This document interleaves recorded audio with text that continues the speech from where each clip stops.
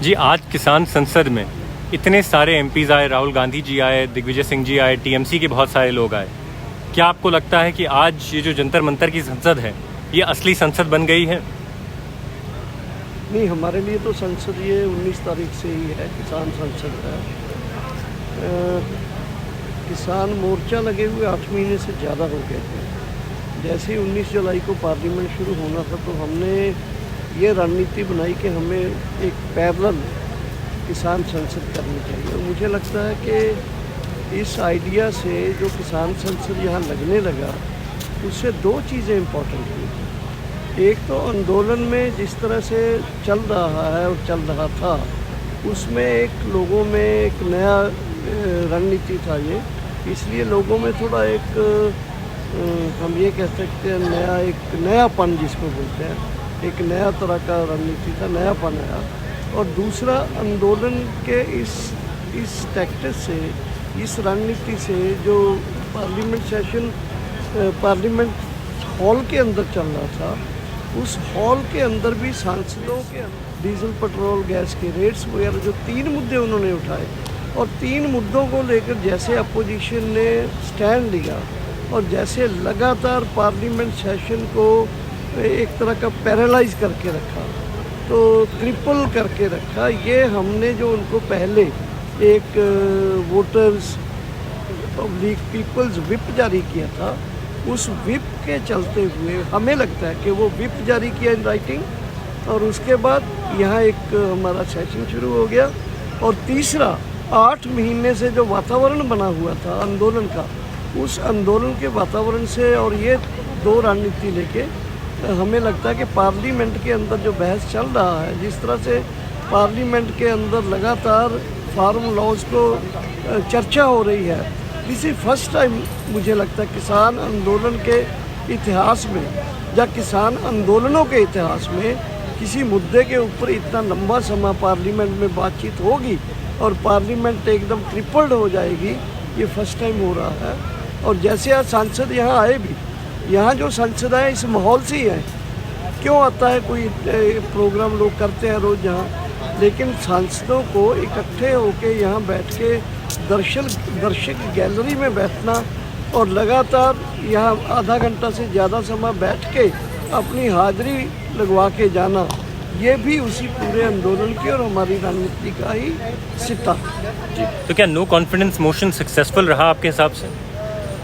देखिए, हमारा जो आज नो कॉन्फिडेंस मोशन चल रहा है, डिबेट चल रहा है जिसके ऊपर, उसमें खास करके जो सांसद आए, ऐसा एक कोइंसिडेंस हो गया कि जब वो आए तो उसी समय हमारा जो सेशन था वो हमने ब्रेक नहीं दिया, उसी समय हमने सेशन जो था नो कॉन्फिडेंस मोशन रखने का वो किया। और वो इस तरह का माहौल में हुआ कि जैसे सचमुच में पार्लियामेंट के अंदर नो कॉन्फिडेंस मोशन इंट्रोड्यूस किया गया है, डिस्कशन भी हुआ।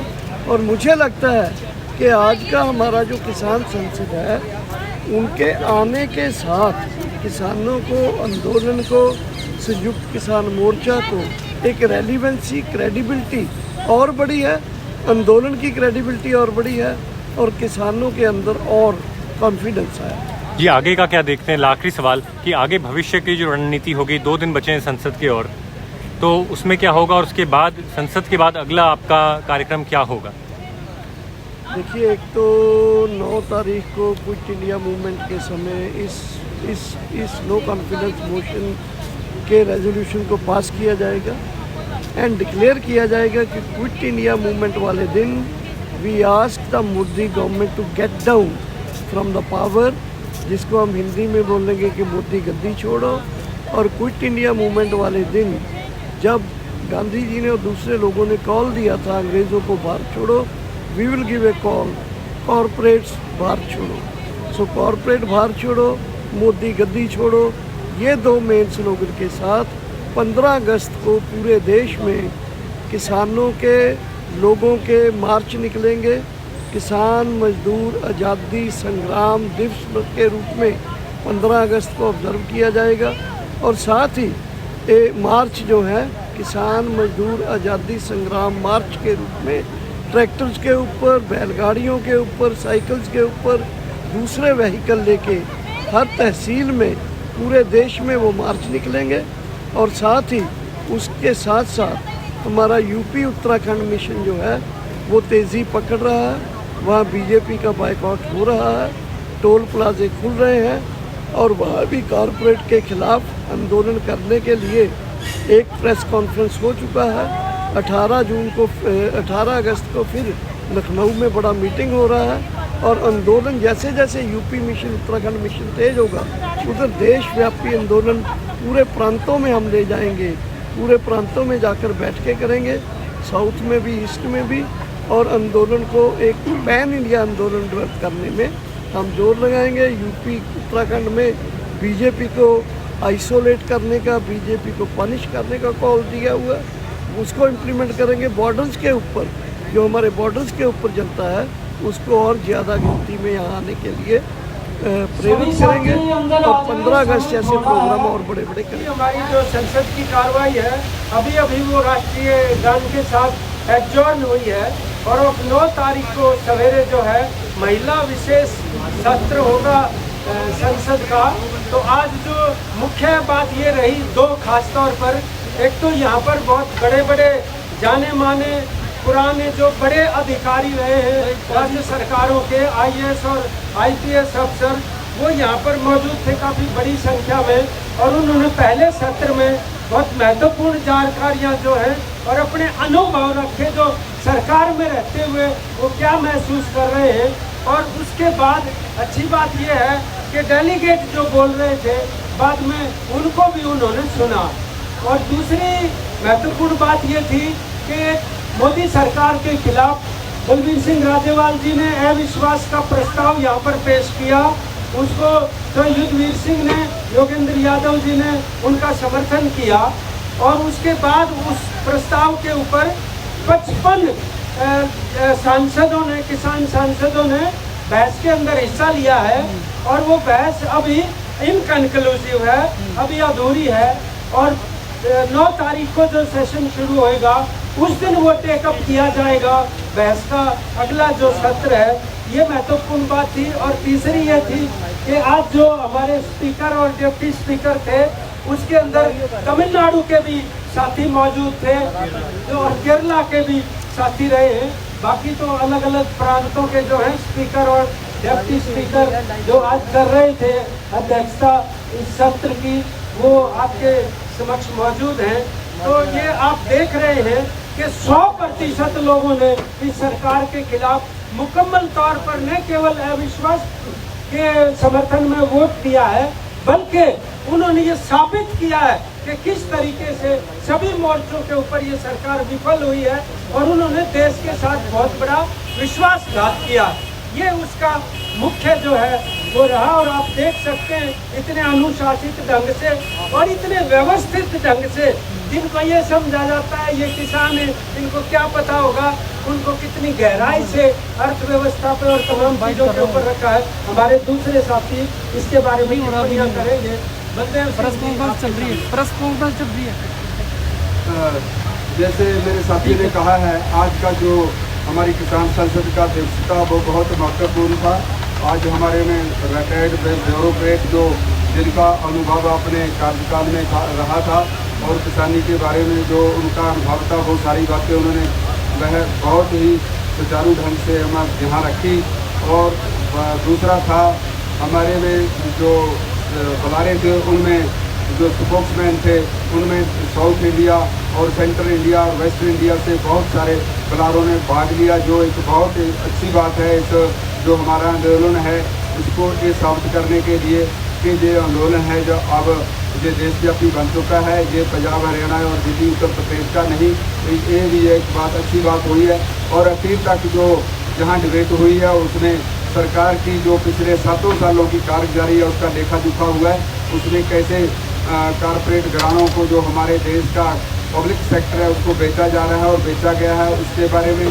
और जो और फेल्यूर सरकार के हैं सभी को बड़ा पूरे जोर शोर से उसकी निंदा की गई है और इस प्रस्ताव को पास करने के लिए पारित करने के लिए अनुरोध किया गया कि जो मोदी के खिलाफ प्रस्ताव है इसको पास किया जाए। तो ऐसा मैं मेरे साथ अगले साथी हैं जितेंद्र नैन जी। सवाल पूछूंगा आप तो उसका जवाब दे दो। भाई साहब, आज ब्यूरोक्रेट्स भी आए हैं, आज ब्यूरोक्रेट्स भी आए और आज यहाँ पे नेता भी पहुँचे, तो क्या असली में ये संसद अब राजनीतिक संसद बन चुकी है और देश की असली संसद है? ये बिल्कुल नहीं राजनीतिक संसद बनी है, ये किसान संसद है। पहले दिन से ही 9 महीने से किसान अपनी दिल्ली के सभी बॉर्डरों पर डटा हुआ बैठा है और मुझे खुशी है कि जो अरबों खरबों रुपया खर्च करके हमने संसद बना रखी है देश की, और ये हमारी आपके सामने ही ये जो किसान संसद लगी हुई है, इसमें आप देख रहे हैं सुबह से लेकर के पहले दिन से ही हमारे 11 बजे सांसद आकर के बैठते हैं और शाम के 5 बजे तक एक भी कुर्सी खाली नहीं होती। और जो सांसद डीए प्रतिदिन का लेते हैं, करोड़ों रुपया एक दिन की संसद चलाने पर हमारा देश का खर्च होता है, वो 15 लाख का एक सांसद प्रतिनिधित्व करता है। वो आधे से ज़्यादा सांसद अपनी फोन में गुम रहते हैं और आधे से ज़्यादा सांसद हमारे सीटों पर सोए रहते हैं। हमारे जो किसान सांसद आए हैं, हमें दिल से बहुत खुशी है कि वो अपने सुबह से लेकर के शाम तक जो किसानों की 3 काले कानून, एमएसपी फसल खरीद गारंटी का कानून, जो 2020 बिजली का बिल का कानून है और प्रदूषण के ऊपर जो कानून बनाया गया था, उन सभी के ऊपर पूरे देश के कोने कोने से सभी राज्यों से कोई भी ऐसा हमारा प्रांत इस किसान संसद से अनभिज्ञ नहीं रहा, अछूता नहीं रहा। सभी केरला, कर्नाटक, आसाम, बिहार, तमिलनाडु, जम्मू कश्मीर, हिमाचल प्रदेश, सभी प्रांतों से हमारी किसान सांसद में पहुंचे हैं और 26 तारीख को हमारी महिला किसान सांसद थी, उसके अंदर 130 के लगभग हमारी किसान सांसदों ने अपना वक्तव्य रखा था। और आने वाले जो सोमवार है उसको दिन भी हमारा 9 तारीख को महिला किसान सांसद है। और कोई आप ऐसे नहीं कह सकते कि ये किसान सांसद राजनीतिक रूप लेने जा रही है। मैं उन सभी का धन्यवाद करूंगा जो हमारे ब्यूरोक्रेट जो सरकार का हिस्सा रहते थे पहले समय में, उन्हें सरकार की हर एक कमजोरी का बारे में पता होते हुए भी हमारे बीच में आकर के उस किसान संसद को पूरा लंबे समय तक इसमें समर्थन करने का काम किया और आगे से भी इस किसान संसद को हर पॉइंट पर सहयोग देने का जो आश्वासन दिया, हम उनके धन्यवाद हैं, पात्र हैं वो हमारे।